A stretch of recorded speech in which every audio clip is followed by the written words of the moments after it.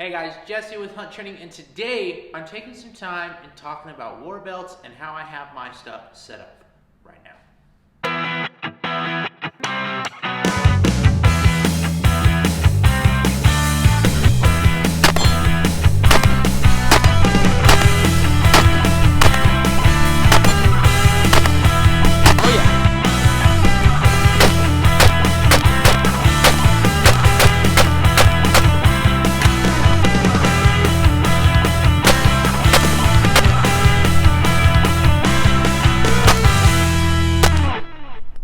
Hey guys, Jesse with Hunt Training. Like I said, we are going to take some time to talk about Warbelts. Before we get started, I do have a website, first link in the description. If you want to support the channel, go there, buy those products. It kicks back a little bit of money to me. I greatly appreciate it. Like I said, check out my website.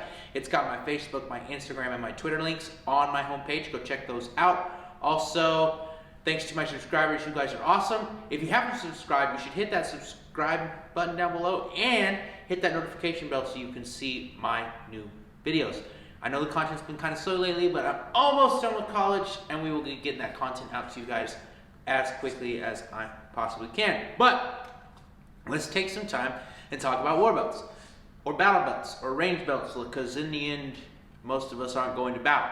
So usually they're range belts. Now, I get questions about this a lot of time, like where should I start, or where should I go? And we'll talk about this full setup. We'll go over my full setup, and I'm lucky that I did enough research when I started to only have to do one setup, and when I build my next setup, it's gonna be pretty similar to the one I built. Like, I wouldn't change much.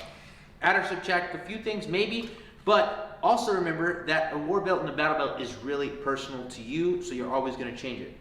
But if you're just getting started and you're really worried about it, first I gotta grab one more thing. I'm back. Anyway, if you want to get started, I was lucky enough that when I got my started, what I did is I took a good EDC belt. This is Core Essentials Trackline belt. They're leather belt. You can get these in leather or a canvas style belt. And I took a Kydex holster, just as a regular two-sided Kydex holster for my CZP09. Basically, you thread the belt through the holster. I had a set of Kydex mag pouches, and that's what I went to the range with.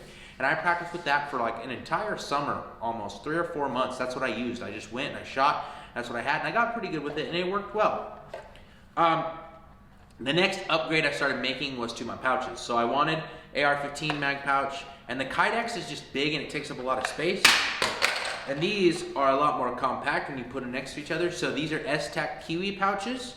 So basically it's got, and there's a lot of good pouches like G-Code, USGI Tacos. There's a lot of good pouches. The reason I like these is because it's a canvas pouch on the side, so it's got some good friction, but it's Kydex on the inside there, as you see, and it holds onto things well. Now, I bought these off of TrexArms.com, a lot of this stuff I did, but TRX Arms has belt loops.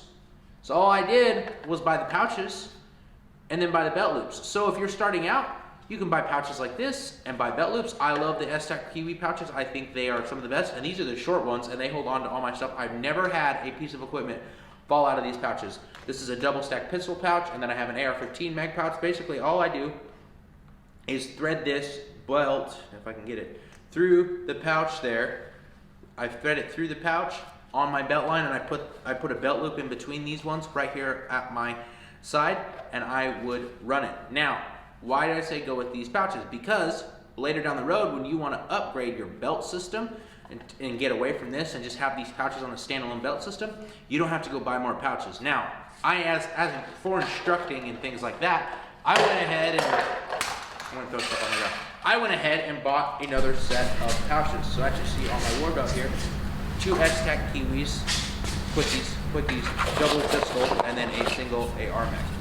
So here's the deal. That's kind of the first thing. The first range stuff that I did. And then I kind of, wanted a battle belt, but like who to go, where to buy, and there's a lot of different styles, right? There's like stuff that just clips on. It's just a belt and you put it over the top of stuff. There's stuff that you thread through your belt loops. There's like battle belts you thread through big belt loops and thread stuff on there, all the way through a set of pants, like a set of tactical pants. Or there's stuff like this, where there's an inner belt and an outer belt. Now, there's pros and cons to both. First, belts that just go over the top. Pros, really quick to put on. Cons, it moves around a lot. It goes, it bounces up and down, stuff like that. But you can attach it to your belt, but then at that point you're just kind of getting into a double belt. The thread through the pants, usually you have to leave all that stuff on those one pair of pants, and I don't have a pair of war pants. I just wear blue jeans everywhere. That's why I went with the double belt. So this is from Blue Alpha Gear, and it is a double belt. So it's got a liner that runs through your belt loops, so I run it through my belt loops. And then I put the Warbelt on the outside. Now attached to my Warbelt, obviously I have FD. So let's start. Like I said, S-Tac Kiwi double pistol pouches, and I have my CZ mags in there. Okay, also rifle pouch. Now the rifle pouch does have Molly, or this one does not. My other one has Molly and you can attach stuff to it. I got this stuff probably from T-Rex Arms or S-Tac's website. I'll put both websites below. Then I have the T-Rex Arms duck pouch. I'll roll into footage here showing you just how it works. You can roll it up and stow it, unroll it. It attaches to the belt really simply with Velcro, so you can put this on any belt too. Like I could put it on that regular belt and it would be totally fine. And then I have it with the leg strap. I like the leg strap because I usually, when I'm instructing, I put a lot of junk in here and I'm able to just keep this from bouncing around. You see it bounces around a whole lot.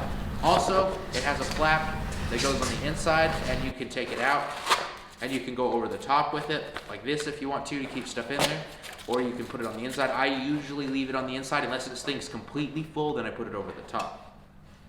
On the back, we have the Blue Force Gear. I think it's Med Kit. I'll put the link in the description below. This is just their basic. They have a plus kit also.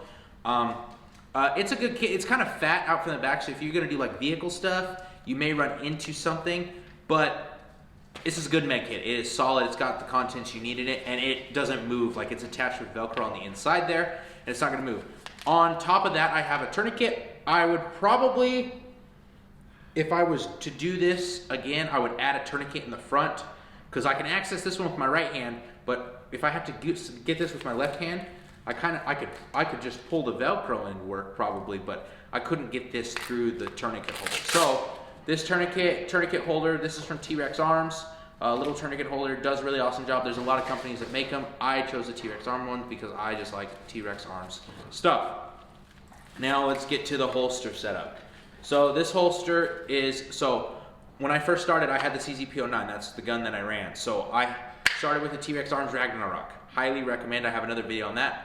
I'll link it in the cards. Let's see. Yeah, I'll link it in the cards, wherever the corner is. I'll put the T-Rex Arms Ragnarok video up. But that's not the important part. The important part is the attachment system. And why do I say that? Well, I'm an instructor. I have a lot of different guns, and I like to run a lot of different guns, but I don't want to have a war belt with a specific holster set up for one gun that I have to change all the time, because that would be a total pain in the ass. But luckily, Safariland has this little deal. And I'll put links, Amazon links below for this, so if you want to get that stuff, you can get it right now.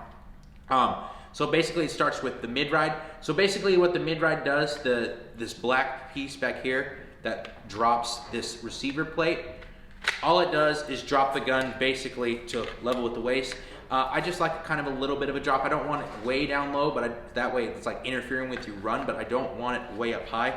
It just helps biomechanically correct the draws a lot easier, stuff like that. So T-Rex Arms Ragnarok, we have a Safariland mid-ride, and then we have Safariland QLS plates. So basically all the QLS is a big freaking clip, and it just clips in. So most holsters will have this bolt pattern outside the waistband holsters. I also have for my P10C, I have a A&R design holster. It's got a fork on it. It's got a QLS fork. All you do is you clip it in there when I want to use it, and I can clip it out and change it out. But okay, so I do have a leg strap to keep it from bouncing, as you see in the video. All that leg strap is done is running between the bolts on the QLS plate and the mid-ride. So it's just running between the bolts there, and this leg strap is from T-Rex Arms again. Okay, so that's my setup, and that's how I started. So basically, like I said, I started with the EDC belt and went through that. I used that. I used Kydex pouches, Kydex holster. Then I used a Kydex holster and the S-Tac pouches, which are my favorite. But G-Code, all those other guys make really good pouches too. If you want just Kydex pouches, you can go to T-Rex Arms. They make Kydex pouches. I like the fabric pouches a little bit better than just straight Kydex. I think they look better personally, but that's just me, and they work for me, and I'm not gonna change them. But if you want some high speed angled stuff, definitely TRX Arms has some stuff for you. Other than that, like I said, started from the base, built up, and then I built this holster system, the mid-ride, the QLS system. I built all that in, and I ran with my EDC belt, and then finally kind of poked out the money and got a Blue Alpha Gear double belt. Highly, highly recommend anything on this belt. I would highly, highly recommend. It's awesome stuff, guys. So if you're looking for some equipment, here's some options for you guys. Here's some things to think about when you're getting a Warbelt. They do have pros and cons. Cons to this one is it's slow to put on. That's about it. Other than that, it stays where it's supposed to be and it works well.